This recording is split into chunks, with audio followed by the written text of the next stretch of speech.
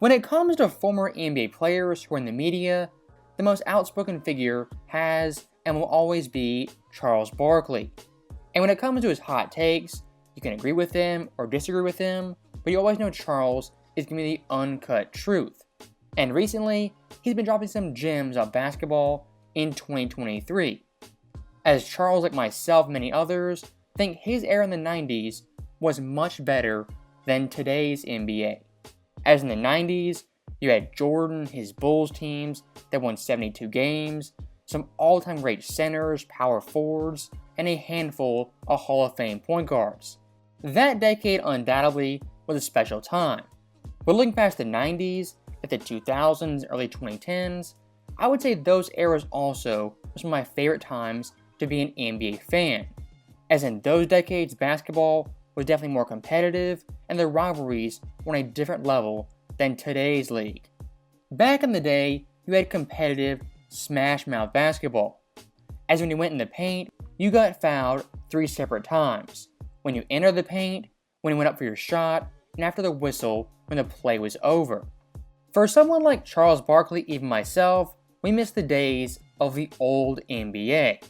As nowadays, I think it's pretty obvious to everyone that players have gotten pretty soft. As at this year's All-Star game, it was a glorified pickup session and a full-court 1v1 tournament. Contrast this year's All-Star game, the lack of defense, competitiveness, and just general enthusiasm. Back in the 90s, players at the very least actually tried to entertain the fans. For example, look at 96. Shaq in this game absolutely obliterated David Robinson with a poster dunk. Why did David Robinson, with no incentive, no motivation, and really no added anything, contest Shaq? Because back in the day, players actually took pride in stopping a guy even in an All-Star game. And even looking 3 years prior, 93, with an All-Star game in Utah, the final score of that game was 135 to 132, with it going to overtime. And the last point I will make in regards to an All-Star game is that back in 01, you had one of the best comebacks in All-Star game history, as going into the fourth quarter of the Eastern Conference was down by 20. Now today's players, they would have packed it in, called it quits, trying not to get injured and make it out safe. But back then, Allen Iverson led a comeback in an amazing 1-point win for the Eastern Conference. Once again showing, players back then took it personal to win an All-Star game and beat your fellow peers. And from a rivalry perspective, that was a big thing back then for players as well as teams. But nowadays, what are the real rivalries that are actually competitive? I guess you have Celtics vs Heat, maybe, Warriors vs Grizzlies, Clippers vs Lakers. I guess you could call those rivalries, but to everyone, they're pretty weak. And the best player rivalry, KD vs LeBron, hasn't happened in nearly 5 years. And when speaking about past eras, what 2023 definitely lacks is leadership and a figure like Kobe or Jordan who sets the tone league-wide. As one of the biggest problems today is load management and taking it easy for an 82-game season.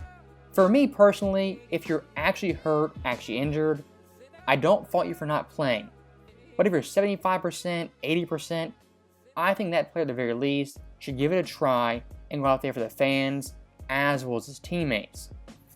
And still looking at that era back in the day, you had John Stockton, who 17 different times played every game of the NBA season, and someone like Jordan, who played all 82 games 9 different times.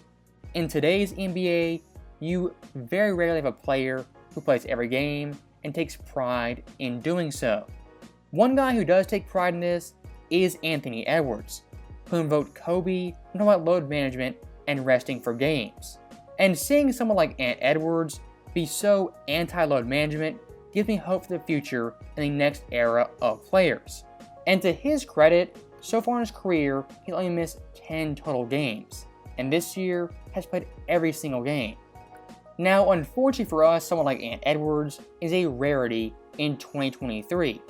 And when it comes to the NBA now, it's off balance and totally tilted in one direction when it comes to scoring, three-pointers, competitiveness, rivalry, and especially load management.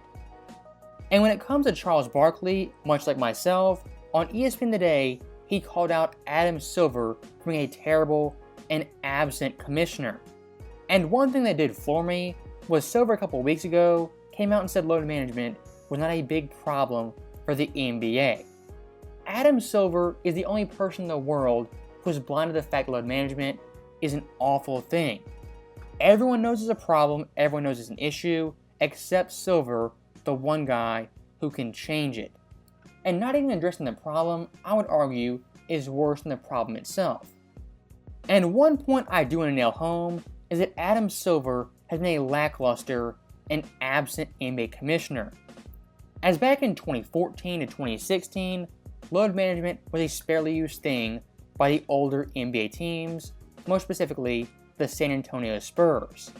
But nowadays, it's used for 20-year-old rookies in Charlotte, OKC, Detroit, and any team. If you're 20 years old and a rookie and you're not gravely hurt, you should be playing and not load managing. Number one, because you're too young, and number two, because your team stinks. And basketball, like football, soccer, baseball, at the end of the day, it's a business, and the goal is to make money. But when you're the NBA, it's kind of hard to do that when your star players are sitting out, resting, and not playing in primetime games. And when it comes to the actual ratings, looking at the finals, primetime matchups, and especially the All-Star game, it's been a downhill slope each of the past 5 years. But luckily for us, we have Adam Silver, whose main focus is shortening overtime and fixing those rules instead of load management and players sitting games. And look, I do want to be clear, this video is not intended to be a rant bashing the NBA and the current players. What I am trying to do is improve basketball for the better and get more fans invested in the sport. As back in the day, if you watch old Kobe interviews, old Jordan interviews, they took every game, every matchup deadly seriously. And for someone like LeBron James, when he was playing versus Kobe, those games were must-see TV, and especially the All-Star games. Some of the best Kobe vs. LeBron moments came in All-Star games. And to both those guys' credit, in those games, they set the bar for every player. Now, speaking of leadership, like I said before, Adam Silver is a terrible leader and a terrible commissioner. And quite frankly, Silver not having a spine or backbone is the cause of a lot of the NBA's problems in 2023. As someone like David Stern, hate him or love him, ruled with an iron fist. What he said goes, and the players liking him never mattered. Silver at this point is a glorified substitute teacher, as his main goal and prerogative is being friends with the players instead of being focused on what's best for the NBA and the league as a whole, like David Stern was for nearly his entire tenure. Am I saying basketball 10 years ago was better than today? Yeah, pretty much, but that's not bashing today's product or today's players. I'm just so tired of the gradual decline in competitiveness, rivalries, and interest in the All-Star game and primetime matchups. And if this keeps happening, the NBA very soon will be in a dangerous place in terms of viewership and fans who walk away. So that is the end of the video. As always, thank you guys for watching. Hope you enjoyed it. I'll see you next time.